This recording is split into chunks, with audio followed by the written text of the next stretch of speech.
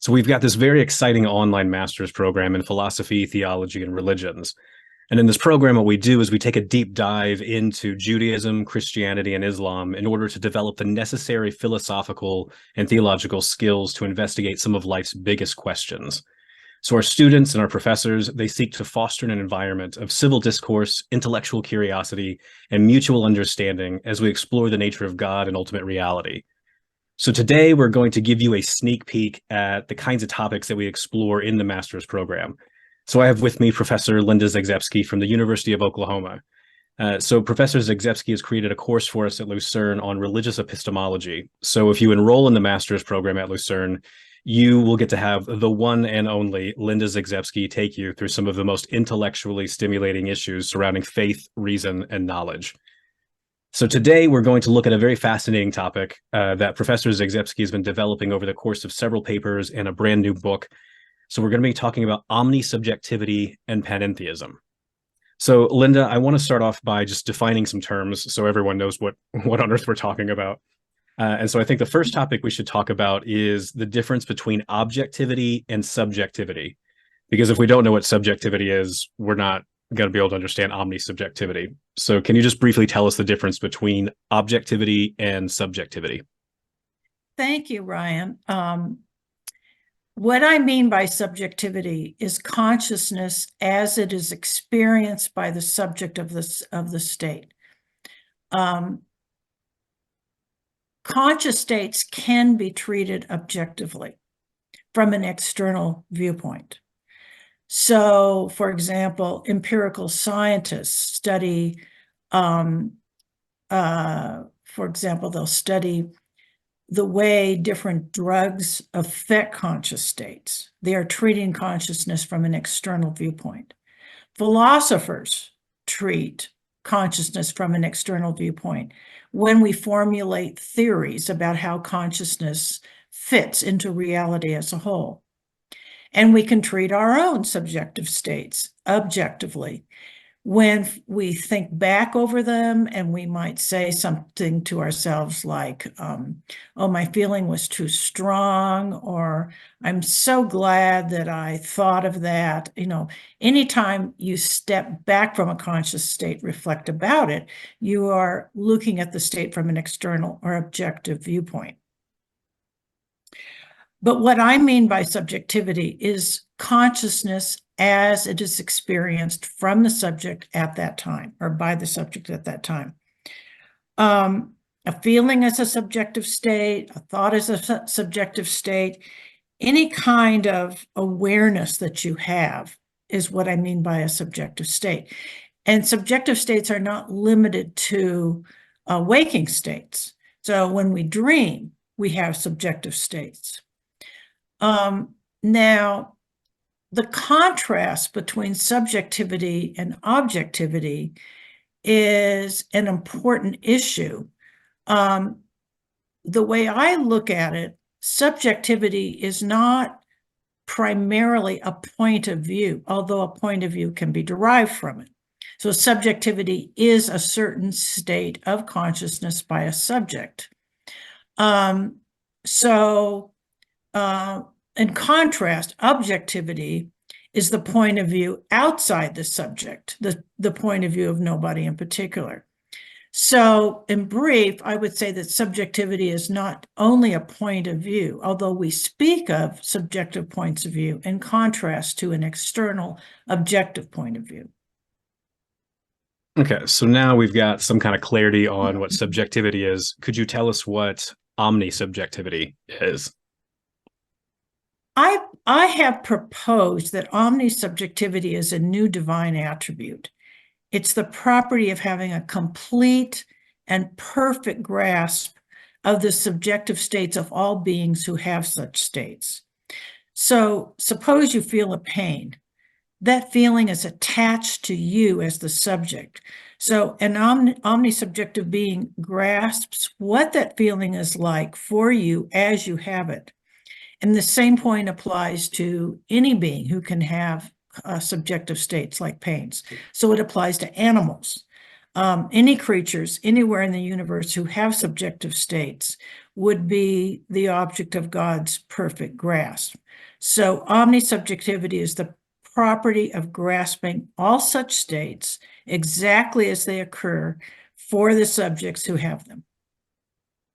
Okay, so in your publications, you've identified several different arguments for thinking that God is omnisubjective, and I'm very persuaded by this. But given our time constraints, could you take us through just one argument? So, just one argument that you've talked about is the argument from omniscience. So, could you take us through that? Thanks. Yeah, so I assume that to be omniscient means to know everything. But what does it mean to know everything? My position is that exhaustively knowing all the facts is not enough to be omniscient, because there's more to know than objective facts. So you can imagine that God has a book of the world in his mind. And the book of the world includes all the facts about everything that exists. My point is that it would not, grasping that book of the world, knowing that book of the world would not be enough to be omniscient, because knowing that you feel an itch, or that you feel a pain, or that you are hungry, or that you are happy is not a grasp of the way that state feels to you. The way the state feels to you is different from the mere fact that you have the state. So you can imagine a person who understands color and all its properties, but we can imagine that she has a defect where she can't have the sensation of red. She can't see red. She could know that the apple in front of her is red. She could understand that fact without actually having the sensation of red. But then we can imagine that her defect is fixed, and now she can see the apple as red. She can have the sensation of red when she looks at the apple. She would be in a completely different state than she was before her defect was fixed. And therefore, because there is a difference and she can tell the difference, that difference must be knowable, and knowable by a being who knows everything. So that's the basic idea of that omniscience requires omnisubjectivity, the property of grasping every conscious state as those states are experienced by the subjects. Okay, so at this point in the conversation, we've got this working definition of omnisubjectivity, and we've got one reason for thinking that God is in fact omnisubjective. But some people might want to know how exactly God gets this grasp of all the creaturely conscious states. So, in your own work, you've identified different models for developing how God grasps our subjective states. I want to talk about two of those today. The first is empathy. So, can you tell us a bit about the empathy model? Yes, so for human beings, empathy is grasping in our imagination what it is like to be another person in some situation, or what it is like to be a character in a movie or a novel.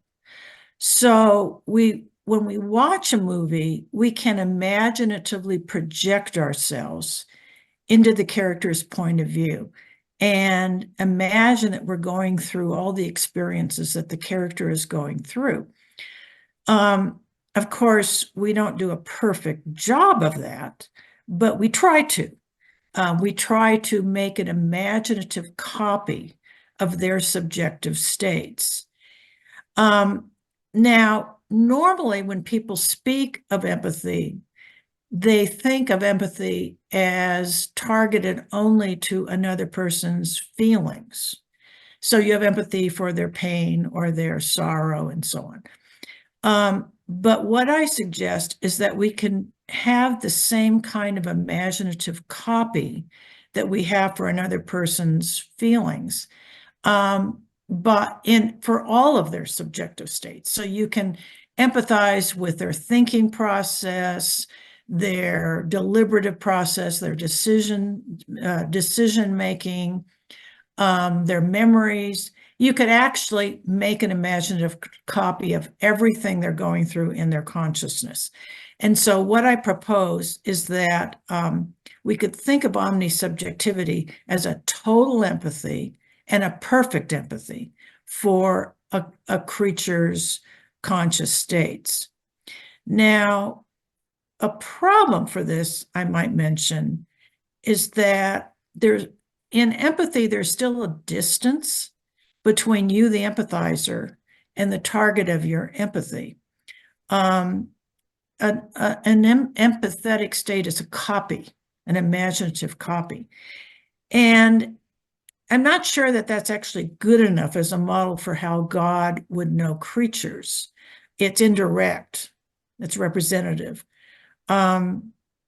Also, if you believe that God is omnipresent, it would follow that God is in each state. God not only grasps what it's like for you to feel anxiety, but God is actually in your state of anxiety. So I think that that is a limitation on the empathy model, but the empathy model, I think, is probably the closest that we have in our own experience to grasping another person's subjective state. So, I've got a slight clarification question on this. So when I empathize with someone, like sometimes we say I'm trying on their shoes, but I'm always aware of the fact that I'm trying on their shoes. And so there's that kind of distance. And so you're worried that kind of prevents me from having a perfect copy of the other person's like conscious states. Well, and it might be possible to have a perfect copy, but the problem is a copy is a copy. It's not a direct grasp. And the classical tradition about God is that God knows everything directly. God doesn't have to copy things. There's no medium, so to speak, by which God knows things. So, some people might not let that bother them, but I think that is a concern, that there's still some distance between us and God when God grasps, if God grasps in this empathetic way. Mm-hmm. Okay. So for me personally, I'm very empathetic towards the empathy model. Sorry, that's a terrible pun. Anyway, but there's other things you talk about. So for people listening and watching, so Linda, you also talk about like perception, and then you also have this metaphor of light that you play around with. But the one we want to talk about is the panentheism model, and so I've got two questions here for you. One is like, what is panentheism? And I've written a lot on this topic, and I still don't really know what this model of God is. So if you can answer this question for me, I'd be very grateful. So just what is panentheism? And then what is this panentheistic model of omnisubjectivity? Yes, and I'm sure you've written about panentheism more than I have. I can only answer that question in a general sort of sense, that I think a panentheism is roughly the position that everything in the created world is in God. God extends beyond the world, but the world is wholly contained in God. Now, the problem here is that the word in is a metaphor. I mean, somebody might think that God is a very large spatial being, and the created world is somehow spatially located within God. But that does not seem very reasonable. I doubt that most people mean that. So the fact that the word in can be interpreted in a lot of different ways means that there's a lot of different ways to interpret what panentheism is. So my suggestion is that the in can be applied to consciousness. So our consciousness is within God's consciousness. It's that part of panentheism that would be helpful to getting a model for omnisubjectivity. So God knows what you're going through as you go through your experiences, because all your subjective experiences are contained within the divine consciousness. This seems to make, it seems to be promising as a way to solve the problem that God knows what it's like to be you without actually being you. A drawback is that it seems to make the problem worse. I haven't really gone very far in discussing that problem, although you can see what the problem is, that if Cain's hatred for Abel is a conscious state that's part of God's conscious state, then it means that some part of God hates Abel. And that looks, well, that looks like something we wouldn't want to say about a perfectly good God. My own hunch is that there are good theodicies, there's good responses to the problem of evil, and that some of those responses could be used by the panentheists as well as by the classical theist, but I haven't actually explored that in my work. No, that's fair. Yeah. The spatial thing, I think I love your comment on that, because when the first paper I wrote on the topic, the publisher was like, you've got to give something to the panentheists. I was like, fine. What if space is a divine attribute and the world's literally in God? Yeah. And they're like, that's perfect. And I was like, but nobody's going to believe that. You know? And then now I've done some more historical work and I've found people who do believe that. But yeah, that was my first thought, was like, but no one's saying this. But yeah. So I've got a lot of questions for you. I know a lot of people do as well. We'll get to those soon. First, I want to thank you for this really great conversation. And then before we get into the Q&A, I want to tell everyone a little bit more about the master's program. So it's a fully online program in philosophy, theology, and religions that is truly international.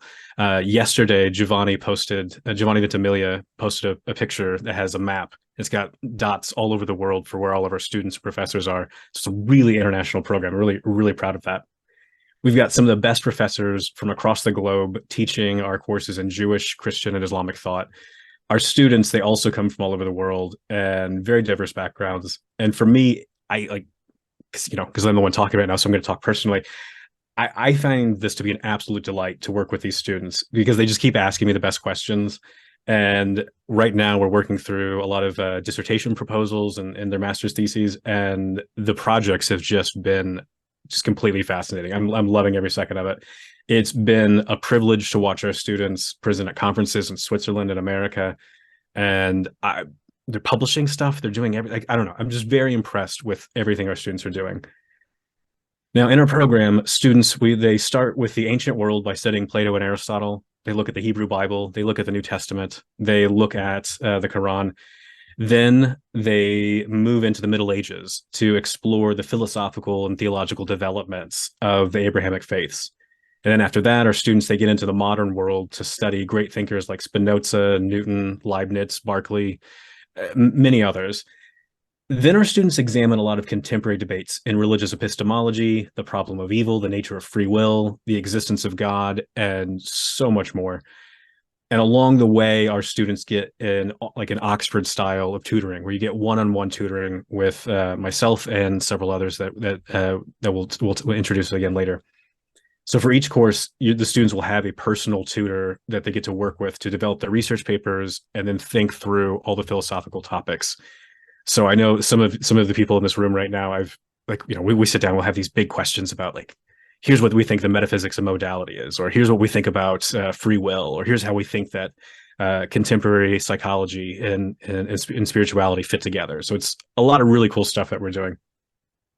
Each semester, our students get to have live meetings with our professors to debate different topics. So last semester, we had students debate classical theism versus open theism. We had them look at religious pluralism. We had them ask the question, is God a person? That was a very lively debate. So these debates, they bring together the students and the professors. A lot of fun, very intellectually stimulating. And it's a really great opportunity for our students to engage with our professors and develop their thinking skills and their speaking skills, learning how to communicate philosophical ideas to each other. Anyway, all that to say, our online master's program at Lucerne, it's intellectually rigorous and incredibly affordable.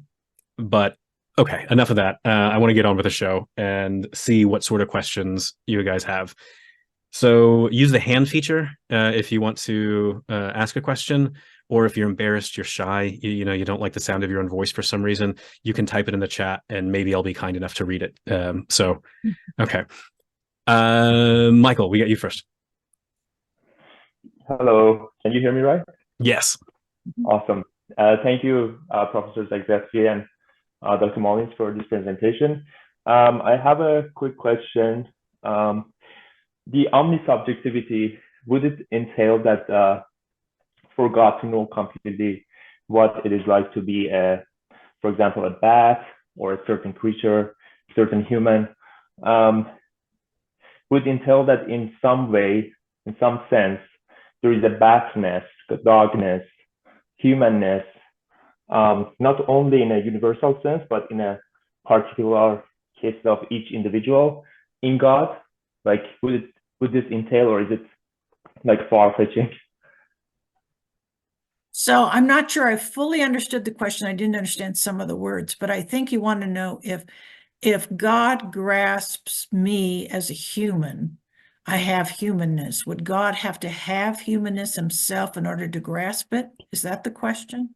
Yeah, and then also about like every creature that has some sort of consciousness. Like, would God Yeah. has in some way that that feature in him? Okay.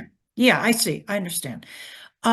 Okay, so I think that when we speak of humanness or human nature or being a tiger or being a horse, being a plant and so on, I guess plants aren't conscious, but they might be.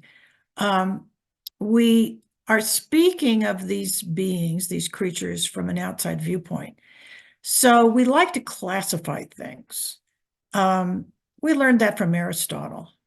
Aristotle has this wonderful line in the Metaphysics where he says, metaphysics is the study of being qua being. That's great, a great start. But then he immediately goes on to classifying beings as substances, different kinds of substances and their relations and properties. So when we talk about humanness, we are approaching being from an objective viewpoint and classifying it as a certain kind of thing. And that's fine because our minds, that's the way our minds are constructed. We like to classify beings as kinds, substances of a certain kind, if you're following Aristotle, or if you're not thinking exactly the way Aristotle is, you're still thinking objectively, dividing things, dividing beings into various kinds. But what I want to say is being is something deeper than kinds of beings. And what God does when he grasps us is not to grasp or be. It's not like God is human or God doesn't even need to grasp humanity in itself in order to grasp what's going on in your head. God is in your experience grasping it as you do. But I don't think that that means that the way we classify beings subjectively would apply to God. So I would, to conclude, to summarize what I mean, it would not be necessary for God to actually have the objective properties you have or any other creature has in order to grasp what it is like for you subjectively to go through your life the way you do. Awesome, that was very helpful. Thank you. So, Michael, did you have any follow-up? Or are you satisfied, perfectly satisfied? I have follow-up, but I want to let others ask questions and then I jump in. Thank you, Sounds good. All right, Ryan, you are up next.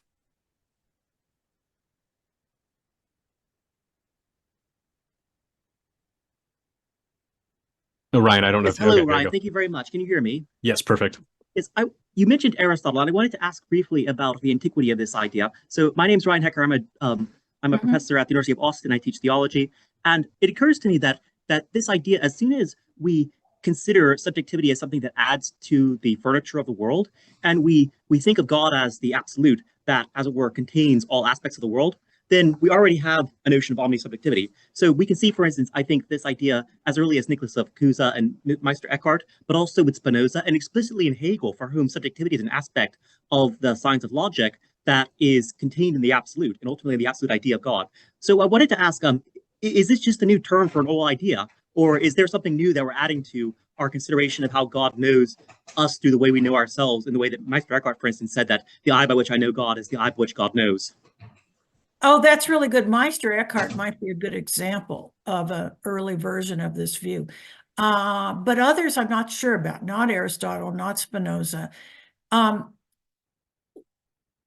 Subjectivity is not the same thing as the mind or the intellect. So when Spinoza speaks of the infinite attribute of, I mean, it's an infinite attribute of extension, as I recall, and an infinite attribute of what? Meant the mind, right? Is that how he puts it? But it doesn't seem like consciousness, as I'm speaking of it, is the infinite attribute. I may be wrong about that, but I guess I don't see that the discussions about the mind in ancient and medieval and early modern philosophy go far enough to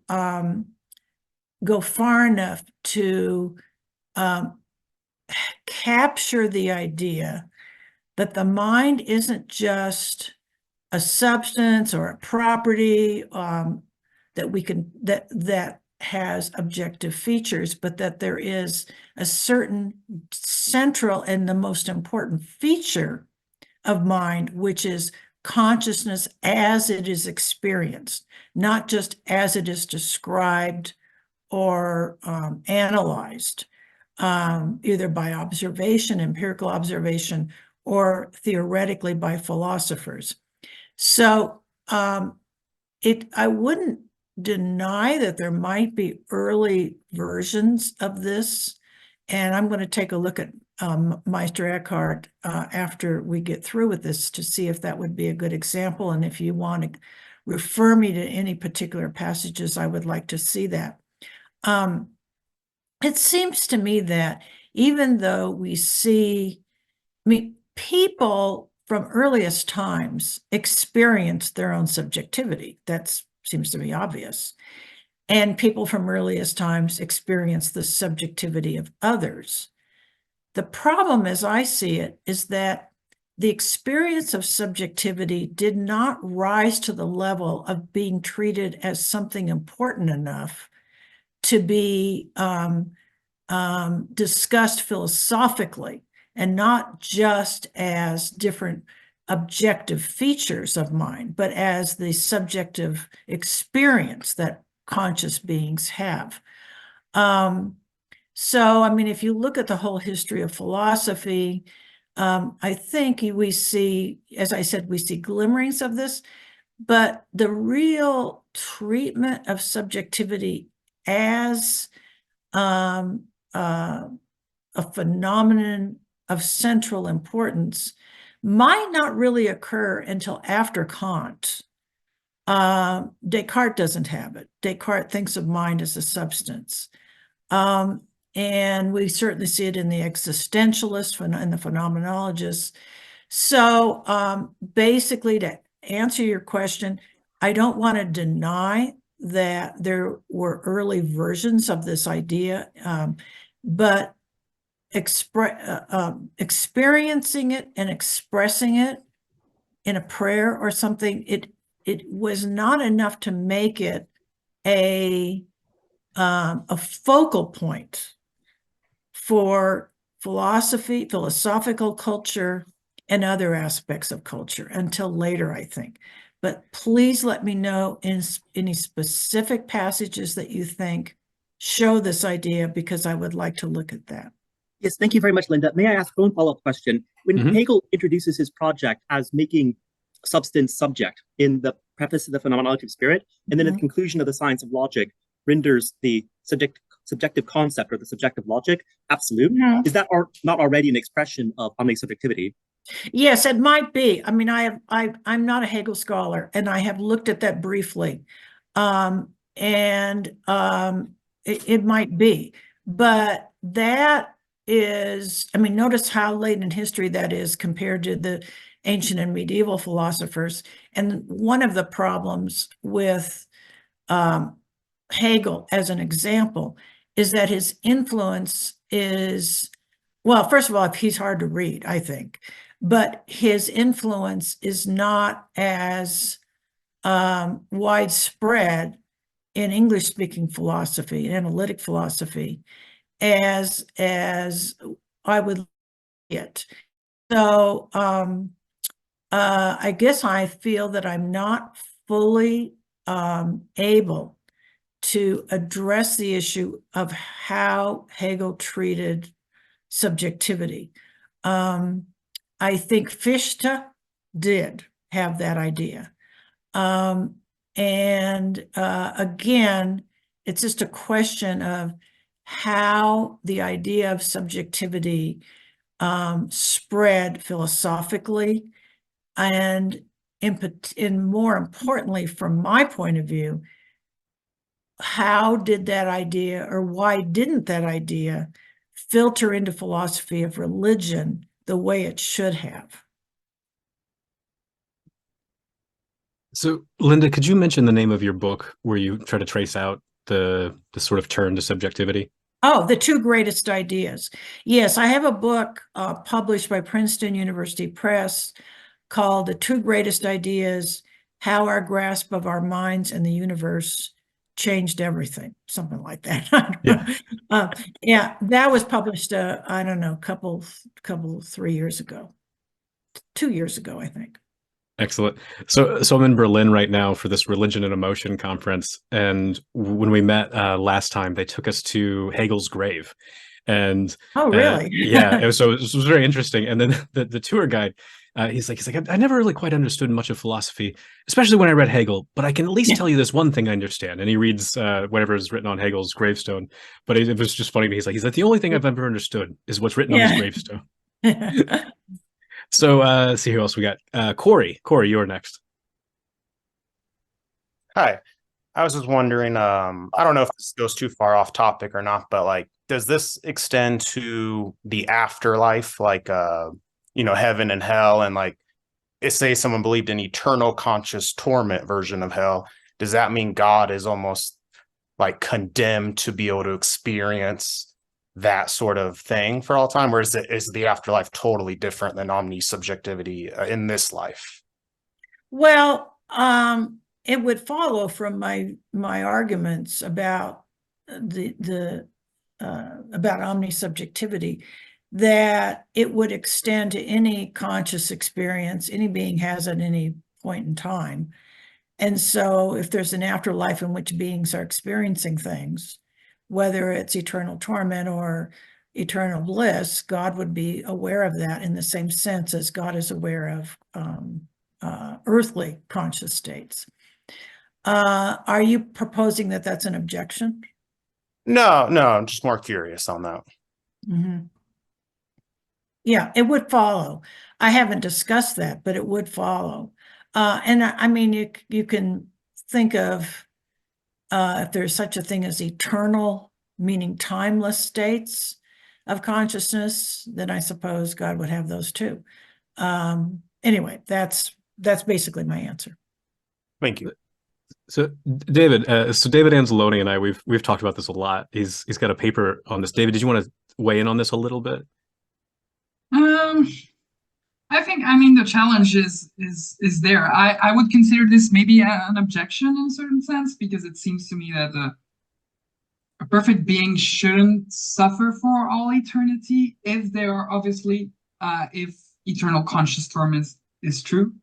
So it seems to me that there might be something we should do about that.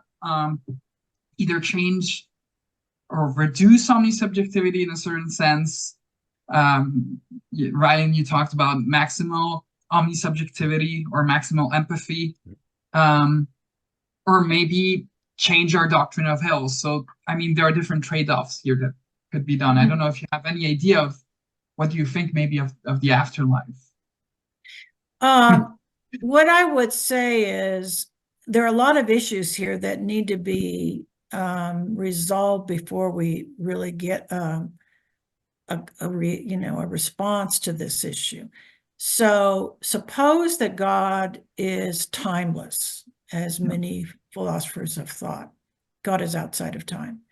And God grasps everything in one sort of like one blast, so to speak, one eternal moment, one eternal instant. Yeah. It wouldn't be the case that God somehow goes through endless torment, on and on and on, It would be like one instantaneous grasp of that eternal torment. Yeah. But you might say, no, God, if human beings in hell, suppose hell is temporal. Yeah. I mean, that's that issue also. If Yeah, hell exactly. is temporal and these human beings are going through, torment on and on and on and on, well, then there's the issue, well, as I said, God could be timeless, in which case I think there's, it doesn't seem as objectionable. But suppose God is in time and hell is in time, then you get the problem you're talking about. And I also think there's I take seriously the response that there is no such thing as endless torment. Yeah. Yeah. So, as I said, there's a number of different issues that would have to be resolved before this becomes really that serious a problem. Yeah. I'm guessing it's also very complicated to see what the problem really is, because if we at least agree in principle that God could at least empathetically suffer, then maybe there is no problem in him suffering from some time and eternally, Yeah, in a that's sense, a good point. endlessly. That's right. Secondly, it's not a moral problem because it doesn't seem morally problematic to suffer for someone who's just being punished, if there is such a thing as if the model of hell is punitive or retributive in nature. So I guess there's much more to do than just to state the objection, but thank you for this. Well, yeah, let me just say one more thing. I mean, I guess I think that God's consciousness is infinite, both in depth and in breadth. So breadth, God's consciousness is infinite. In breadth, there's no other consciousness outside of it. But it's also infinite in depth, meaning every particular instance of consciousness is contained within God's consciousness. So obviously that includes bad feelings as well as good feelings, right? Sure. And I guess I think, well, I mean, I don't see anything wrong with that. It's all of it. Yeah, exactly. It doesn't seem to me that if he's perfect even now, as he suffers for those suffering now, maybe he will still be perfect even if he suffers forever, so to speak. But obviously you have to buy into hell. Yeah, thank you so much. So we had a question in the chat on hell, and we've already addressed that part, but there's a second part of the question, which was if there are any possible theodicies that you might be able to draw from omnisubjectivity. Oh, now I have to say that I have not connected anybody's theodicy with omnisubjectivity. I simply suspect that it can be done. So I think of Eleanor Stump's position, Marilyn Adams. I mean, there are a number of them, and I haven't actually tried yet to connect them.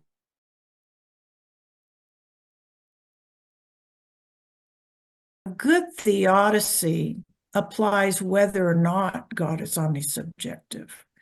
That, in other words, that omnisubjectivity doesn't add an additional problem to the problem of evil. But I haven't, as I said, I haven't done that. So that's work for the future, for somebody's future, not necessarily mine. Sure. Yeah. I've got one follow-up on something else you said, and then we've got another question in the chat, and then Heather has a question, and then I think Michael had a follow-up as well. So there's this English guy in the year 1900 named Marshall Randalls who was affirming impassibility, and he really did not like all this stuff about people affirming passibility. He thought it's just a passing mood; it'll go away quite quickly. Unfortunately, that for him, I guess that didn't pan out. But he had this objection of like, what if God is passible? What if God really is like suffering with us timelessly? And he says there's something immoral about that and irrational about that. The immoral part I don't understand, because he thought there was something just immoral about suffering. I don't understand that part of the argument, but I can understand the rationality part. So the idea would be I get to heaven and I'm like, this is amazing. This is the best thing ever. God, how are you? And God's like, I'm suffering still. And you're like, oh, that doesn't seem quite right. And so this is sort of the way that Randall's lays that argument out. Like, do you have a response to something like this? Well, I guess I'm not understanding how the objection goes, because if you get to heaven and say, God, how are you doing? And God says, oh, I'm suffering. Well, that's not what God would say. I mean, God's aware of all conscious states, same as he always was. Mhm. And there, there's states of endless bliss as well as states of endless suffering. We're assuming there's a hell now. I'm not sure there is, but that's part of it. But I'm not sure I understand what this has to do with, like, why that's an argument for impassibility. Is the argument that is the idea that suffering is an imperfection. And so God can't suffer because God is perfect. And this would be an objection, whether or not, we're talking about heaven. It would be an objection to earth and the suffering on earth and God's grasp of that suffering on earth. So, I mean, I guess the point that I would make is, well, God has infinite consciousness and decided to create finite consciousness with all its, in all its forms. And some forms are suffering forms and many other forms are not. Well, I mean, presumably God had a reason to create consciousness, some of which is suffering consciousness. And whatever that reason, justify God in grasping it. I mean, why wouldn't God grasp what he creates? The problem then goes back to why God would create or permit suffering conscious states at all. If he does, and there's some reason for it, then I don't see any objection to God's grasping it. Now, that makes sense to me because it's this common theme I saw in the early 20th century of just continually associating suffering with something being wicked. And so that's why we don't want to say God's passible. I don't know. But speaking of wicked things, so Yasmin had a question in the chat, and then we've got Heather. And so Yasmin wanted to bring up the problem of creepy emotions. So yeah, everyone always wants that. Yeah. Do you want to explain the objection, or do you want me to? Well, I mean, I think as I understand it, there's actually two separate objections. One has to do with the idea that some feelings are immoral. And the other part of it, which I think is separate, is that some feelings are not immoral, but they're not worthy of a holy being, like sexual feelings and any feelings that have to do with bodily functions. They're too profane to be, you wouldn't want God to be experiencing such things or grasping such things perfectly. So I see them as two separate things. Let me start with the holiness objection. So what I said in my book is that, well, everything is profane in the sense in which the profane is contrasted with the holy. But I guess the idea is some things are more profane than others. God could somehow be contaminated, so to speak, by his creation. I find it a little peculiar to think that God could be contaminated by a creation he wanted to exist. So that doesn't bother me all that much. But I also in the book referred to passages in the Hebrew scriptures that talk about how the holy oil makes the basin of sacrifice and the instruments of the sacrifice holy. So the oil contacting the profane objects makes the profane objects holy. But the holy oil doesn't become profane with with the basin, the profane basin. So from that, I think we see that the holy can make the profane holy, but the holy is never made profane by the profane. So that, you know, I mean, a lot of it has to do with our own feelings about what we consider to be profane, and our own feelings about, you know, do we think God should be in too close a contact with dirt? You know, I mean, I think that's the idea. And I just think, well, I mean, if I don't see the problem actually, because if God created the dirt and the profane objects, well, and profane feelings, then presumably that he's willing to be part of it. The other objection is the moral objection. This one's tricky because here the issue is, if there are immoral conscious states, and I assume there are, would a perfect grasp of those states also be immoral? And then for here, this is complicated because it depends upon what model of omnisubjectivity you want to use. Let's take the empathy model because that one's the easiest. Suppose you're watching a movie about a character who is really evil. Evil thoughts, evil feelings, evil decisions, and so on.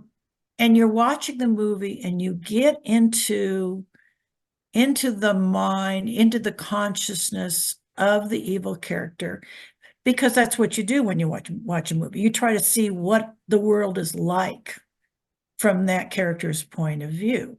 You will be empathetically copying in your mind evil feelings and evil desires and so on. Does that make you evil? I mean, do you become evil because you're grasping what it's like to be this character? I don't think so. I don't think that an empathetic grasp of evil thoughts and feelings contaminates you. It gives you understanding, which is a good thing to have. But I guess I don't think that it makes you evil. There's more to this objection, though. I mean, we could go into it at greater length. If you might think the very fact that there's an empathetic grasp, a perfect empathetic grasp of an evil feeling, is itself evil. I don't think that's the case, but we need to, that's something that would need to be sorted out, and I think at greater length. Okay, we've got 3 more questions, which I think might be all the time we have left for. So it's going to be Heather, Dario, and then Ryan Shields. So Heather, if you're ready. Hi, thank you. So I was just wondering if you could clarify a tiny bit more on what subjectivity is, because I understand that you were saying it's the subjective-objective distinction is not the same as the physical, non-physical, but I'm not quite understanding why it's not. Oh, I see. Okay. I think of the objective viewpoint as being a viewpoint from the outside. So suppose you can have a subjective state right now. You undoubtedly do have subjective states right now. And those states can be observed, indirectly observed from the outside, evaluated from the outside. But that objective viewpoint doesn't have anything to do with being physical.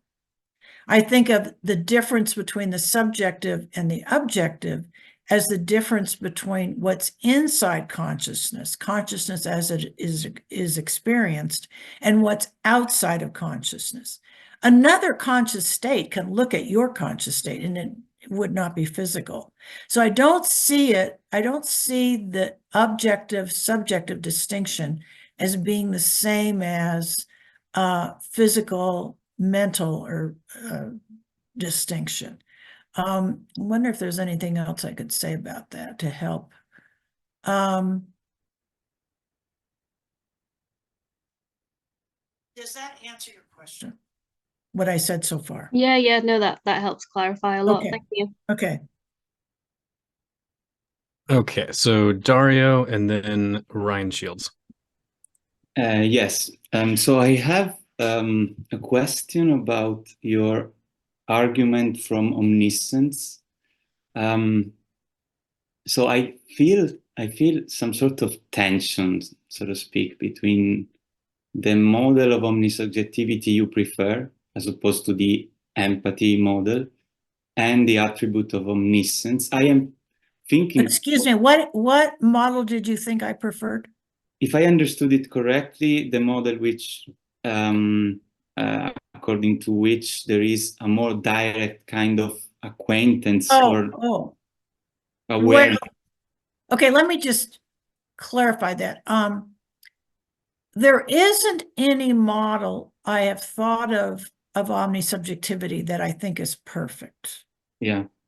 The empathy model is pretty good, but as you said, it has the defect of being, well, it has the defect that copies have. It's indirect. Panentheism, I kind of like, but I haven't worked on it long enough to feel confident that I can answer all the objections. So there isn't any real, I don't think I should say that there's any particular one that I like the best. So with that proviso, just go on with your question. Yeah, sorry, it was my misunderstanding then. So no, but maybe that's, so the reason why I think there might be a tension between omniscience and that understanding of omnisubjectivity is related to, for instance, the example of Mary's anxiety or enthusiasm about her future. So there are some mental states whose intentional objects are such that they cannot be, so that the subject of the mental state is necessarily not aware of them, so is ignorant of them. Now, and I think also that this ignorance is internal to maybe the qualia also of that mental state. So how can God feel exactly as Mary's feels when she is anxious about her future, given that God would also at the same time know her future? So God could at most ignore, decide to ignore some facts whom he knows, but ignoring something is still being aware of it in a sense. I don't know if the problem is clear enough. Okay, let me try to sort this out. So if Mary feels anxious about her future, I don't see any problem with God being aware of how her future seems to her and her anxiety about it. Most of our conscious states involve ignorance about a lot of things that God is not ignorant of.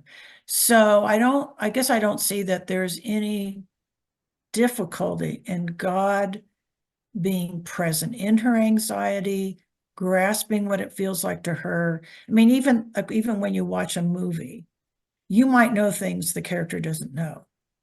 And I mean, even in the context of the story, you might know things the character doesn't know, but you can still get how the character feels and sort of get how the world seems to that character. Now, you said something I would like clarified in your question, because you said, did you say that ignorance itself has a qualia? No, I said that maybe, some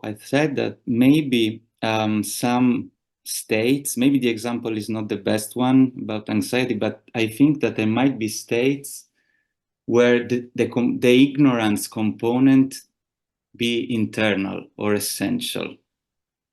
Well, okay, I'm not, this would have to be sorted out.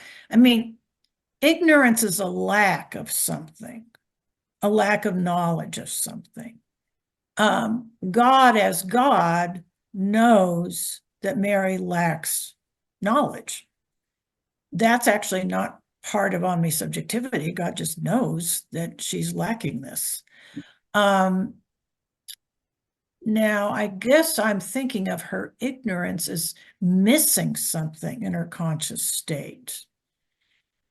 And I would think that missing something in your conscious state is not itself a conscious state. So there's nothing for God to grasp about her ignorance subjectively. But objectively, God knows, you know, she's ignorant of various facts. I mean, I guess you could think, I don't want to go into this at too great a length, but you could, sometimes when you're ignorant of something, you're aware that you're ignorant. You know, I wish I knew what was going to happen when, you know, tomorrow, but I know there's something there to know and I don't know it, you know. But all of that is the sort of conscious state God can grasp. I don't see anything wrong with that.